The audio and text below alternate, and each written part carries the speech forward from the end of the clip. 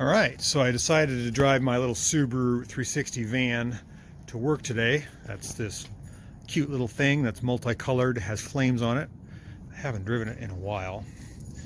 I did charge the battery, and to charge the battery on the van you got to pull the engine cover in the back, and the battery box is right there. So we should have a hot battery. I aired up the tires. It's been a while. Let's see how she starts. We're going to pull the choke. This might take a little bit. Stella's concerned that she's not going to work with me. Little does she know, she is. Okay, we got generator light, got her key on, got a half tank of gas. Let's see what happens here. Nothing. You can hear the fuel pump pumping.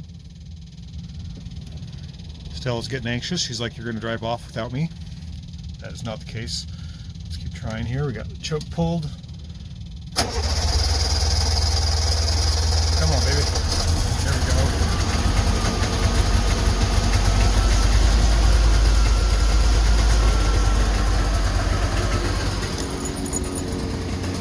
Now the smoke starts. All right, I think we are ready to go. Let it warm up here a little bit, back it out, fill it full of my tools, and off to work we go.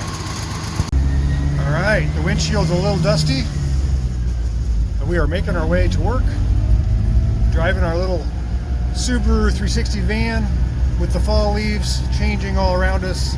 It's really a gorgeous time of the year here in Portland, Oregon. The leaves changing always just takes my breath away. Look at those trees there, like they're on fire. All right, we're going to concentrate a little more on our driving instead of looking around, and make it to work safely. We have a stowaway in the back, who also doubles as our shop dog. She seems to be looking for squirrels out the side window. All right, follow along, and we're going to make it to work. First gear. All right, getting back to our fall leaves changing color. Our little Subaru 360 van also seems to change colors. You see the deep root beer brown and the gold, but on the back here you can see it looks green. That's the chameleon effect of just light, how it shines on it. As we walk around, the color changes. I love that. Love these little vans. I've been working on these things for many years, and I've sort of established a pretty good routine on how to fix them up. And this van looked just as bad as the Segway I'm going to present to you now, which is this old van up here on the lift, which is getting restored. And I did a video on rebuilding the engine and the struggles that I've gone through. So that's where we're going to leave off, is taking a look at these two engines. I'm trying to make one good one out of them to put into that white van on the lift. So follow along and enjoy. All right, so we're working in the shop today, and it's closing time. Stella here, my shop dog, knows how to tell time, and she pesters me if it's a minute beyond 5. It's about 5:30. We are working on our Subaru 360 van project, which is this van right here. It's up on the lift. And if you recall from last week, I did a video where I'm rebuilding the customer's engine.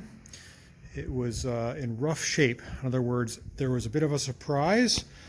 I, in a previous video, had to press the rusted pistons out of the cylinders. Took a lot of work. And then last week, I went through the transmission and I measured the synchros. I wire tied the driven gear here with these. Turn my light on to keep that gear from slipping or falling off. And at the very end of the video, I found that the overdrive jack shaft was broken. If you can see there, it's this shaft with a lock nut and a locking nut is supposed to be on there, and it just completely cracked off. Looks like it's been run that way for a little bit. Where the lock nut went, I have no idea. There's supposed to be a lock nut just like this in there, so I'm assuming it got ground up. So, talked to the customer, and we agreed that refurbishing another transmission would be a good deal. I can use, I believe, this crankshaft, his crankshaft, in another case. So I was able to find one, and it's not the easiest thing. This is the exact same case. It is for a van. Vans have 488 gears. He wanted the same. I found him the same. I have to fix a stud here is bent, a stud here is broken, and I've started to remove parts just to see what we got before I do any cleaning. I want to make sure we don't end up with another dud of a broken engine. So far, just looking at this thing, let me turn my light on again. It's got more miles on it, I can tell. There's a lot heavier grease and sludge. And if you look in the transmission itself, there is some sludge in there, which concerns me a bit. I have measured the synchros. They seem to be within spec. I will have to drill the nut here and put some safety wire on it to do my mod there. But I want to look in the overdrive area here and see if I can pull this off. I think I need a screwdriver. Just want to gently pull this off and see if the shaft is broken, if we got a rash of these things or something. I doubt. I've never seen that before, but you never know. I loosen it all up, and let's see if I can pull it off. Come on. Oh, there we go. Okay, the shaft is there. That's what it should look like. The bearings look good. There's some sludge in the bottom, as I suspected. We'll take care of that. I can drop the pan on the bottom here and clean out the sludge the best I can. So this looks promising. I'll check this overdrive synchro to make sure it's good. And I will check to make sure the shaft is not broken, which appears it's not. I think we got something we can work with. So, happy day.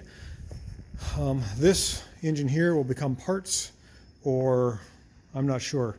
I would have to fix that shaft. In other words, take the whole thing apart and replace that shaft to make this a viable engine. Being that it has 488 gears, for this customer, that's going to work out great. Most people want the 366 gears, which are in a car, so they can drive a little faster on the highway. So, all right, so let's get to work. It'll probably be the next video before you see what's going on here, but just wanted to give an update and let you know I think we got something we can work with. Now I got to clean this thing up, fix those studs, put the crank in, and we'll go from there. All right, thanks for staying in touch and in tune and watching my videos on these old Subaru 360 two-stroke builds. Thanks very much. See you next time.